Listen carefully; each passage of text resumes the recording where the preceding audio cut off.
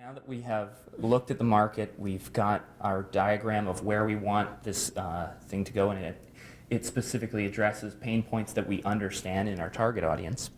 We are now making the choice of the pros and cons of building it. Now, these are not all of the options, but this is the thought process that I go through, is that if you are looking to play the longest game in this, you are probably looking at what they call a native build, which is to use the operating system of that mobile platform. It is certainly the most robust and efficient way to build something for the long term, but it means that each platform needs its own build. Right now, we're seeing a rapid shift from all of the iOS developers now saying that they're Android developers that do iOS as well, because the market share is tilting, and so it's a question of who is the market leader. Will BB10 be an interesting platform for people to develop on, and will the price point of developing for that make sense for them?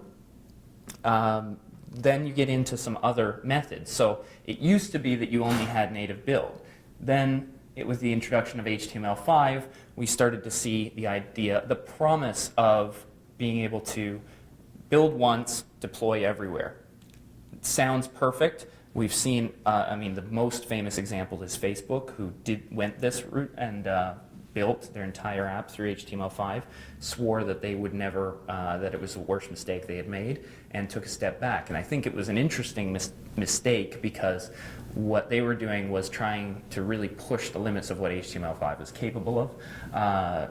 It is capable of a great deal and a growing amount of things. The offline storage is becoming really interesting. But if you were to ask me today, what I would tell you is that it is probably the best way to prototype something for some of the reasons that you can deploy everywhere and test your market.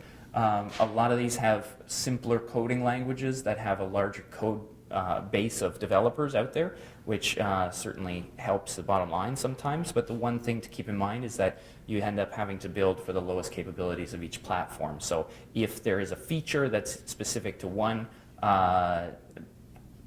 device, then the idea of the NFC chips that have come out in some mobile technology may not exist in others, and so you end up building without that NFC technology, even though perhaps one, like an Android build, would have had a great feature there that you didn't do in the iOS version. You see how separating them out may be necessary in the short term.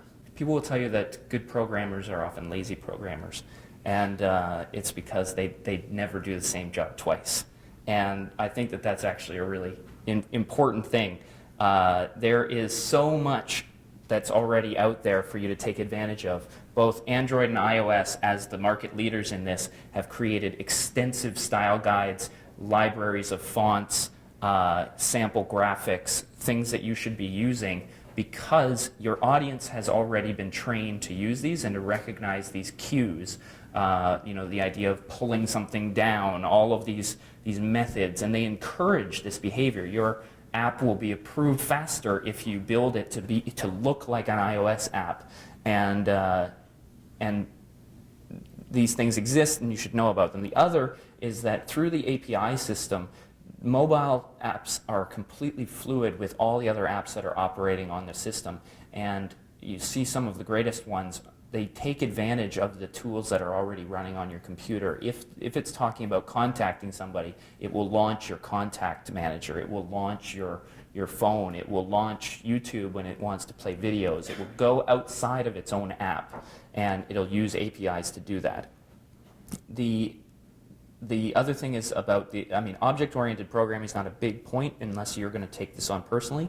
But because that is the world of mobile apps and has started on that basis, the idea of object-oriented programming and APIs is the language that you're going to need to think in when it comes to which pieces are we working on in this next build, for instance.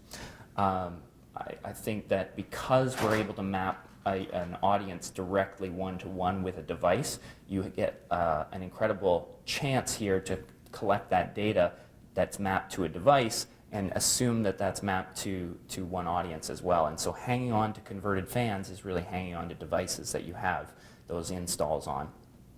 And the idea of having one marketing campaign pre-installation and one marketing campaign post-installation, the kind of long-term engagement that goes on, is a really important thing for getting that repeat usage and getting out of that problem of, you know, 1 or 2 opens per app is because, you know, everything is devoted to getting somebody to that download, and then once they've got that download, the whole marketing strategy is gone.